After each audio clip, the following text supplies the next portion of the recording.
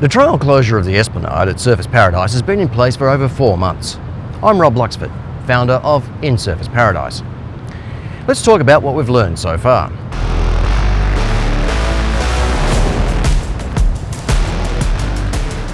Whose idea is this? I've been concerned about this project since early 2022. Recently, I attended the council chambers to find out more and overheard someone in the foyer saying that they've been itching to close the Esplanade for 17 years. So is this a Ron Clark era project? Darren Taylor is its current champion. Who am I? I'm a designer who has dealt with these kinds of projects during my 30-year career.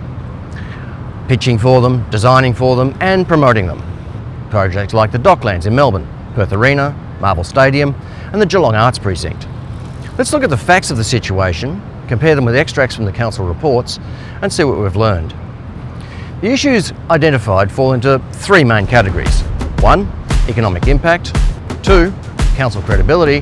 And 3, the wrong product. Then there is the missing piece, which we'll get to at the end. Before we get into it, let's wind back a bit. It's important to make clear just how healthy the Esplanade was before the closure trial. 1.5 kilometres long and 30 metres wide, it's typically active from before daybreak to past sunset. It supports 7 layers of activity: beachgoers, passive pedestrians, active pedestrians, markets, diners, motorists and major events. All layered together naturally, all day, all year round. It's a north-south flowing artery of energy and vitality. The council's own heat map shows it. And an asset like this is the envy of cities around the world.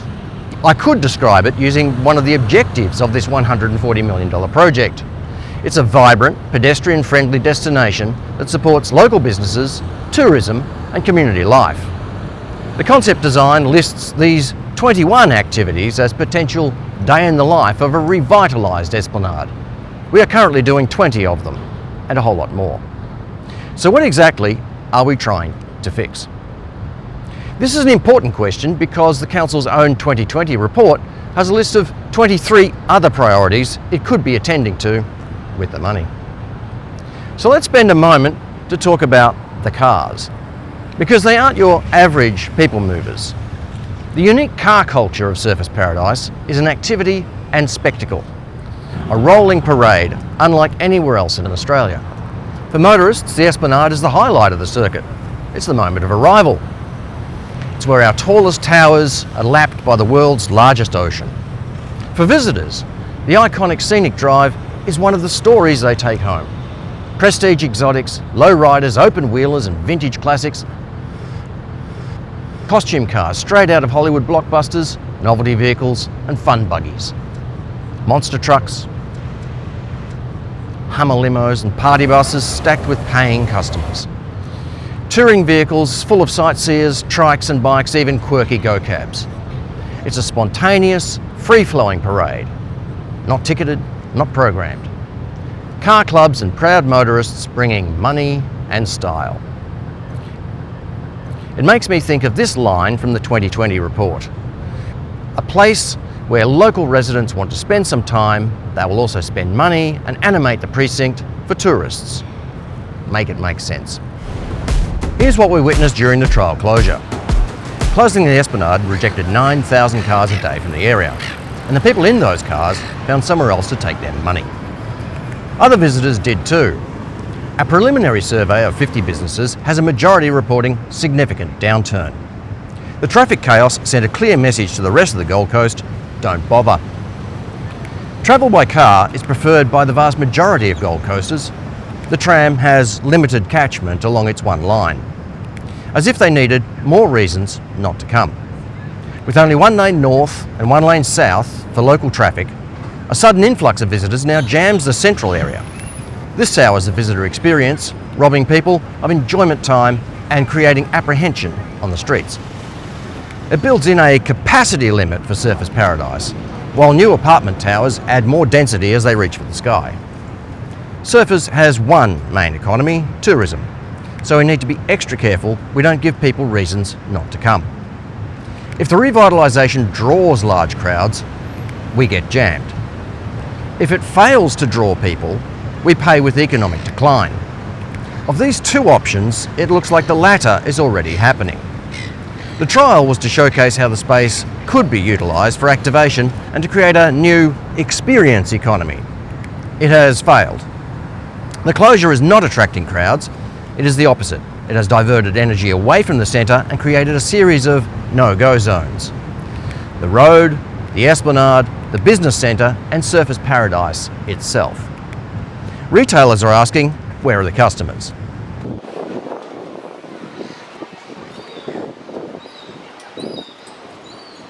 People don't use the road. They use the eastern edge of the Esplanade. People like to walk near the beach, to look at the horizon, to tread the very edge. The road remains a wasteland. Now the road space lays empty, unused at night, most hours of the day and most days of the week. A dead zone created for a few hours of boosted trade for a handful of operators. Do those operators see benefit? Or have customers just moved from inside to outside? The energy went. The road closure disrupted existing daily cultures, quashing the energy, making the Esplanade passive, tame, subdued. This is an intention of the proposed design. With regular routines and activities disrupted, there seem to be fewer people on the Esplanade, less buzz. Activations flopped. The launch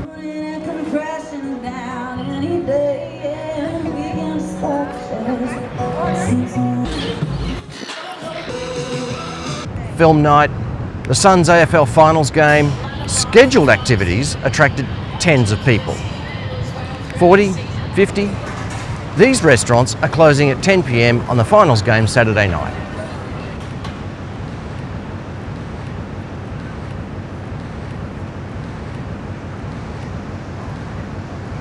Expensive activations like fireworks and film night created traffic snarls for most of the day. How many of those visitors vowed never to return? But it's the GC 500 weekend that stands out as a stunning example. The launch event, where cars were paraded on the Esplanade, attracted thousands of people. Mass excitement. It is, guys. There are thousands of fans here tonight. You can see them behind me. The line stretches for about a kilometre down the road. One fan I spoke to earlier says he's been here since 2 p.m. He's got plenty of merch ready to get signed by some of his favourite drivers who have just rolled in some very luxurious cars, including a Porsche, a BMW, and they're right now being introduced to the crowd and taking their spots, ready to sign some of that merch. It's a fanfare here tonight under the iconic Surface Paradise sign, Paul, with the drivers enjoying a signing session ahead of day one of racing through our concrete jungle tomorrow. Final preparations have been underway today. Tonight there'll even be a drone show for all to enjoy. And then, the following days, abandonment. No energy, no animation. Usually this strip is a constant parade of money on wheels.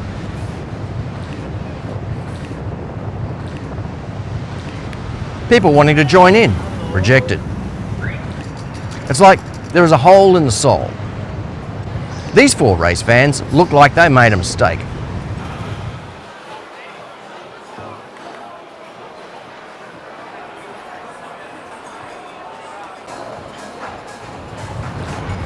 The GC 500 is a massive attractor for Surface Paradise, a major event, and yet our prime beachfront location was like a ghost town.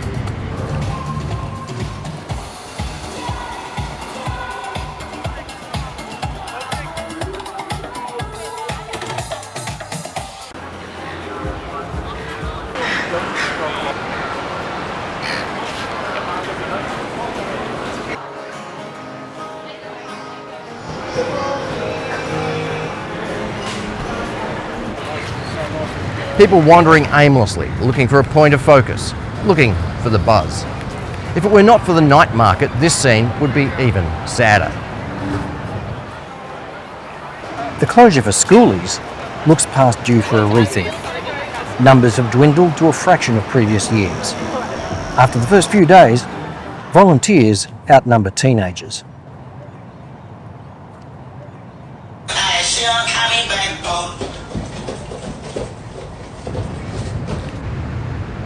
Earlier reports indicate foot traffic is down across the suburb, sales figures down by 20% and more. The energy is gone, the people went too. 9,000 cars a day went somewhere else. According to council, that is 6,000 locals and 3,000 others. Let's call them visitors. So 20% of the people who live here and 10 to 15% of daily visitors. Removing cars from this short 250 metre stretch has diverted customers away from a much broader footprint. For locals in the north and south, the Esplanade is the only two-way road with turns that make access to the whole commercial centre easy and direct. It is now cut. The remaining combination of one-way streets, restricted turns and pinch points makes local access to destination difficult and annoying. Turning into Cavill Avenue from the highway is not always viable.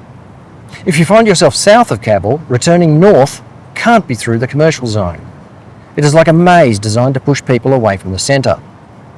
Locals now find themselves pushed onto the highway. With its median strip and limited turns, the highway acts like a township bypass, an express route to Pacific Fair in the south and Australia Fair in the north. So where did the customers go? Once all the shopkeepers start to leave, that's when they'll reopen the nightmare closure. Just a small observation, but a mighty one. I've watched the Saturday night traffic go from healthy to stuff this, let's eat at Broadbeach or Main Beach. Even the market stalls will stop opening because there's no locals and visitors. They're screwed. Newcomers can completely miss the beach by travelling on Fernie Avenue. At the same time, additional traffic issues make Surfers Paradise an unattractive destination for the majority of suburban Gold Coasters who do 85% of their trips in the car. And so now we have empty parking spaces at beachfront side streets. It's a $140 million project. For it to return on investment, it needs to attract thousands of additional people per day. If it fails, it will be a decade of decline. Years to build, years of finger pointing, and years to redo. Cities spend millions on bridges to connect divided populations. Instead of a bridge, this design installs a conceptual river to cut the Esplanade with creek bend, creek beds, sandbanks and river mouth. A manufactured divide. It makes me think of how introducing wolves into the Yellowstone National Park changed the course of a river. See the link here. Adding a divide like a river can change the course of an economy. For a city with just one economy, this is a massive gamble with very few winners and 99% paying. We see no published economic modelling, so are we to make this change on trust? Let's look at the council's track record on this project so far. Look, it's been 4 years in the making. Oh, hello. Smile. Past? No, at the beginning of Yep. Cavill from the highway. And stop there for 11 sets of red lights. It's now 4:53, so at 20 past you turned in. Yeah. Look at this. It's a joke. I'll get home in probably another 15, 20 minutes. Oh, smell the fumes. Fucking hell. Traffic remained like this for 2.5 months. By changing Elkhorn Avenue into two-way, traffic from the north was fed into traffic from the south and the west. Feeding congestion into itself made the changed traffic situation much, much worse, ruining the entire 3 months of their own study. It's hard to fathom getting it this wrong. Just 200 cars was enough to jam the entire city centre. Peak hour lasted all day and night. But council blamed the traffic snarls on navigation apps.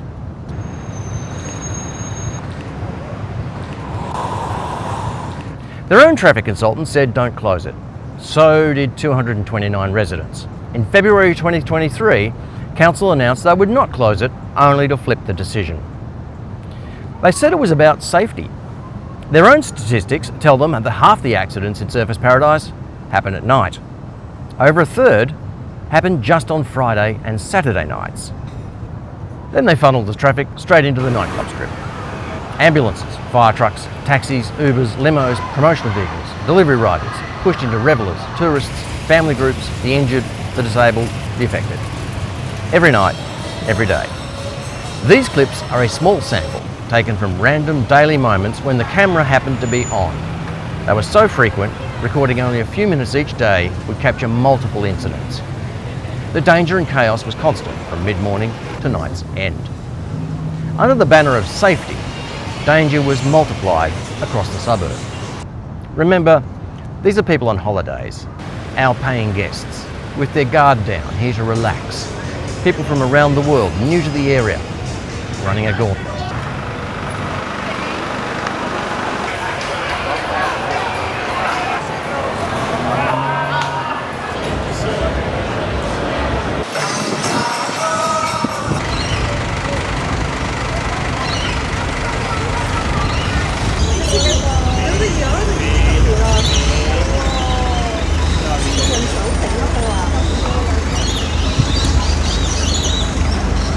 They assured us emergency services would have access. We saw fire trucks, police vehicles and ambulances hemmed in by cars, delaying response times. We saw ambulances trapped in traffic, jumping curbs, caught behind trams. We saw hazards caused by dense traffic restricting operating conditions. So difficulty getting to, operating at, or leaving from an emergency.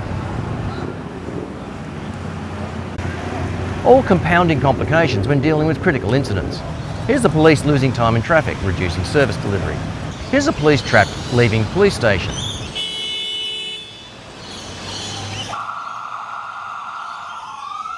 Here's a fire truck taking 8 minutes to travel 100 metres.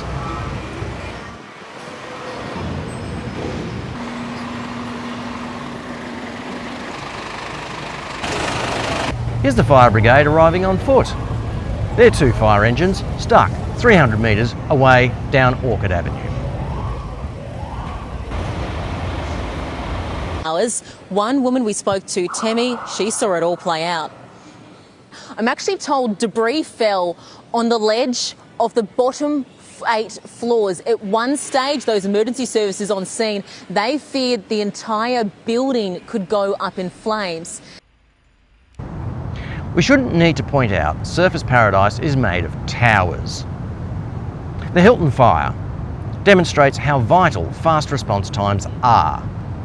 When a small gas explosion or a tram derailment can shut down Surfers for a whole afternoon, it proves how fragile the road network is and how vital the Esplanade is for our safety across the suburb. With Esplanade cars pushed onto the highway, Fernie Avenue jams too. Here's an emergency services on a Saturday, trying to get through, one in front of me, one behind me.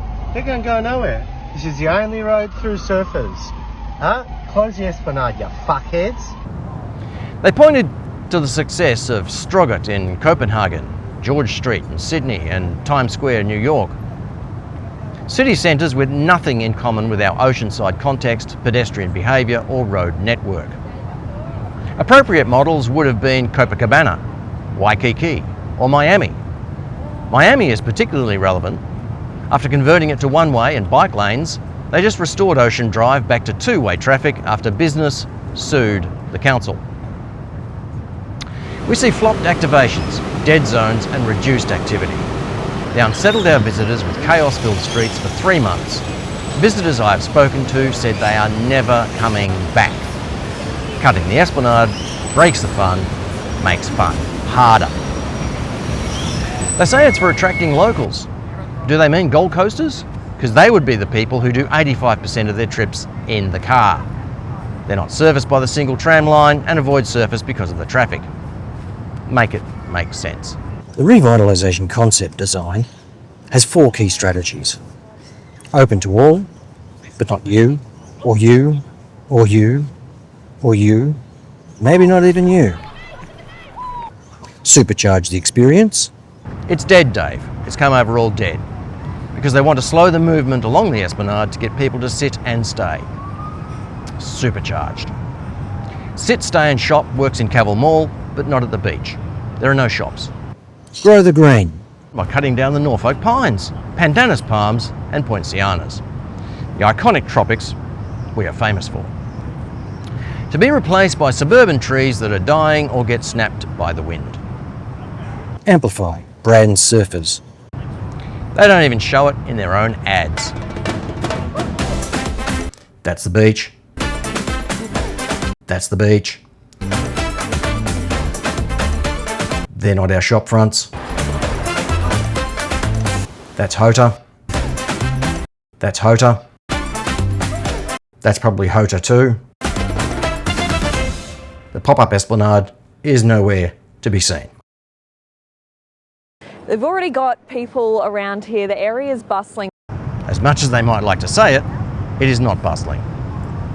This October 18 article, based on an interview with Darren Taylor and the Surf Club, quotes support at 60%. Comments on this article are roughly 2 to 1 in favour of cars on the Esplanade. The follow-up article is 3 to 1 in favour of cars. Another article is almost 4 to 1 in favour of cars. This summer 2025 newsletter is back to quoting the old April 71% number. When asked what his best piece of advice was, a very famous architect said to me, "Let's never believe your own bullshit." the council often touts the 71% figure as proof of the support for closure of the Esplanade to cars. But that 71% figure is the response to the question about making the Esplanade pedestrian friendly, which is not the same as closing the road. This is the line where the council bends the answer into a new meaning. Look at this summary of people's feedback. Closing the road is not on it.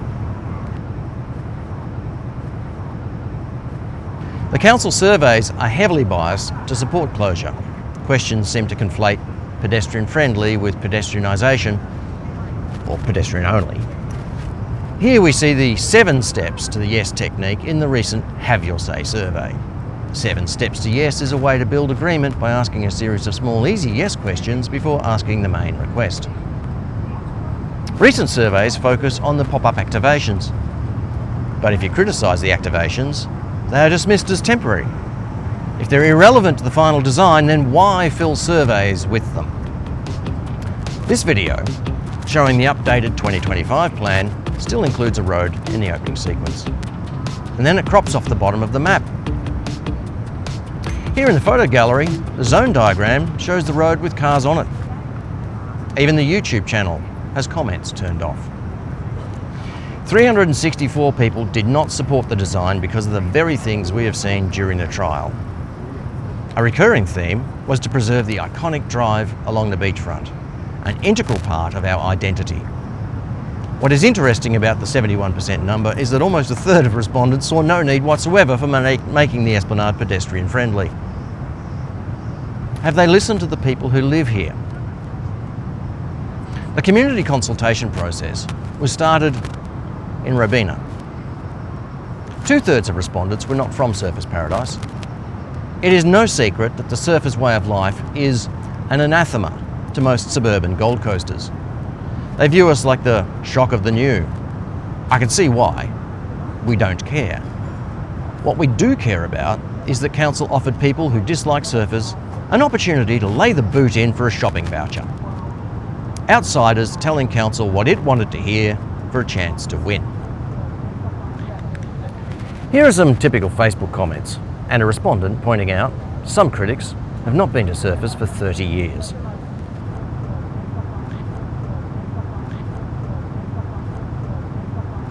They said they would come. Will they? The risk here is that ill-gotten opinion will be used to drive a severely flawed concept, a wrong product, costing ratepayers, locals and tourists in direct costs and decline. And then the public can be blamed for it. Council is selling peace and quiet. It has never been what people come to Surfers Paradise for. You want corporate sophistication? Go to Broadbeach. You want fancy? Go to Main Beach. You want fun? Come to Surfers Paradise.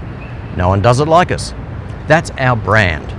We pack more entertainment into our 6 square kilometres than half of our capital cities combined. If you want peace and quiet, we have that too. But there's 70 kilometres of beach and every other suburb along it does peace and quiet better than Surfers Paradise. Why compete with them?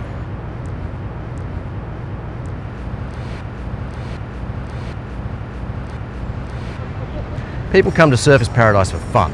It's for adults to let their hair down and enjoy. Beach bums to billionaires enjoying their wealth or freedom or both. Flip your shoes off, dig your toes in the sand, we're all the same here. This design breaks the fun. Cutting the Esplanade makes doing fun and delivering fun harder. Service delivery, transport in and around, it all has more barriers. This is day 2 of the GC 500.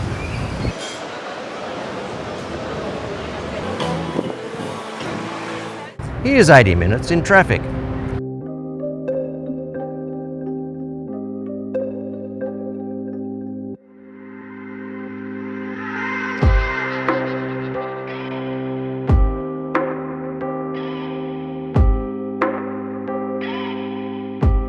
This limo couldn't get to the Hilton to pick up the bridal party. This is the traffic from Coachella Festival. Outside of the trial period, this shows what happens when the marketing works with the Esplanade closed. How many will be saying, never again?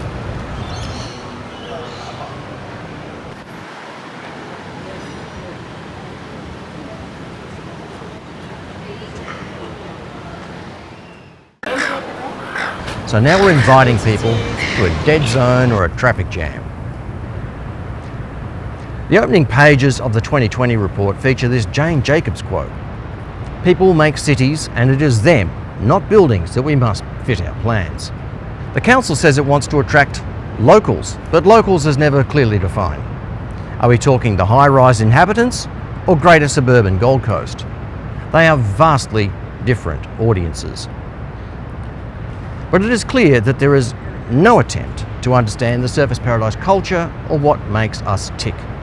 Instead, there is a dismissive view of our culture and that cultural experiences need to be seen through established arts. Here, we live our art, we embody our art. A swim in the ocean is as significant a cultural experience as viewing a fine painting. We should celebrate and showcase our physical culture. This design never tries to amplify and project our best, but instead seeks to smother and impose. Lookout towers are iconic. The sun, sky, pines and pandanus, the colours, they are iconic. These concrete pavilions look like Melbourne or Ballarat. Obscure references to a 1960s tiered building technique is not us. Opaque suburban trees blocking views are not us. Less glum, more tropical googie.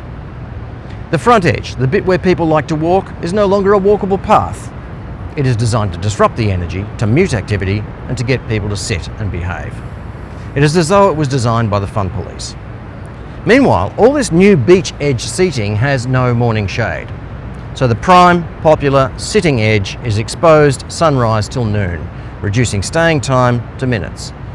People called for more shade. We seem to be right for shade in the afternoon. Morning shade is critical. Pandanus palms are perfect for this. But the plan is to remove 12 stands of them, cut them down. 31 Norfolk pines are set to be cut down. It's claimed they aren't good for shade. I blame the furniture. And then there is this. Highlighted as a perfect example that could be replicated is the shade canopy of Poincianas and Cavill. They form an arbory like the original track to the beach. It seems the plan is to cut all of them down too. More shade. Make it make sense. Oh, look at this shade. This is what I live for. I love these plants. Creates its own little microclimate. Oh, it's so sweet. Driving the Esplanade is its own cultural institution, a core Surfers Paradise experience. This kind of drive is rare in the world.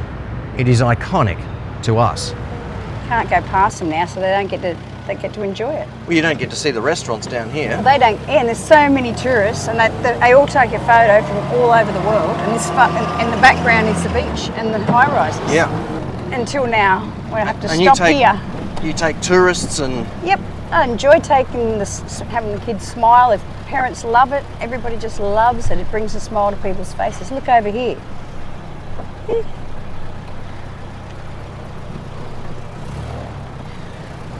Look at them all looking turning around. Yeah. Wouldn't you love to be able to drive past them? When I asked if we could see a design with the road still intact, they said it was too hard and confusing. So I made one.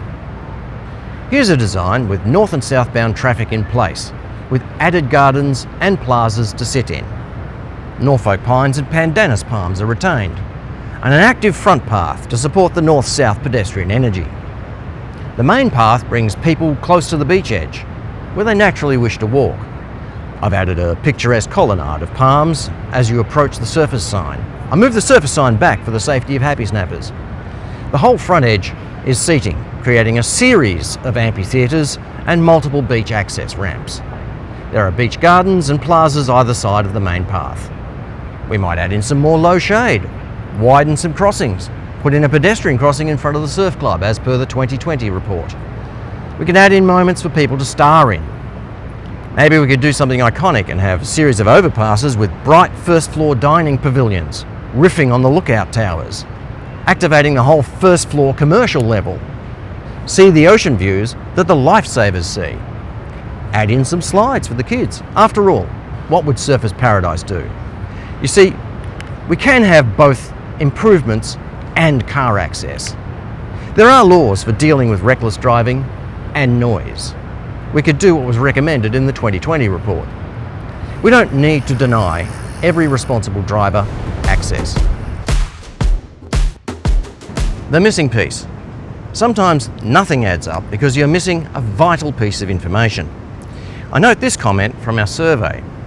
It would appear there are 3 plots of government land under the Esplanade in front of the Paradise Centre that need the road closed to become unlocked for development. A plan for restaurants has been rumoured. Finally, something makes sense.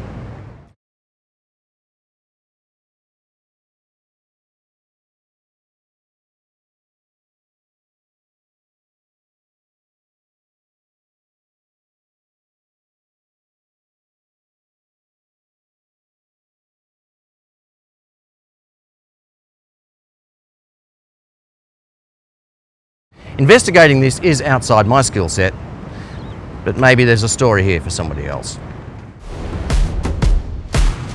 Where to from here? If you've watched this far, thank you. That tells me you care about Surfers Paradise and your business in it. What you've just seen is not opinion, it is observation, documentation and lived experience over 4 months of this trial. But here's the most important point. Right now, we need reliable economic data from the businesses most affected by this closure. And if we don't have it, decisions will be made without us. So this is not about anger, it's not about ideology, it is about evidence. Here's what we're asking you to do. 3 simple things. First, please take our short 6-question business survey. It takes about 2 minutes. This gives us a clean, business-only snapshot of what's actually happening, sales, foot traffic, trading conditions, from the people who live with the consequences every day. Second, from today onwards, keep a simple record. Weekly sales, customer numbers, foot traffic compared to last year. You don't need to publish it, you just need to have it, because if this trial becomes permanent, this data is your proof. Third, and this matters, please write a short letter to the councillors responsible for approving this project. 1 page is enough. On your letterhead is best. Be factual, calm, specific. Tell them what this trial has done to your business. Silence will be interpreted as consent. This is not about stopping change, it is about stopping avoidable damage. Plans can be altered. Surfers Paradise is built on tourism and the Esplanade is its front door, its showcase, its lifeblood. Once this road is gone, getting it back will be almost impossible. But right now the door is still open. The links to the survey, the letter addresses and supporting material are all below this video. Please take action. Please share this with other business owners and please don't assume that someone else will speak up for you. Because if we don't tell our story, someone else will tell it for us. Thank you for your time.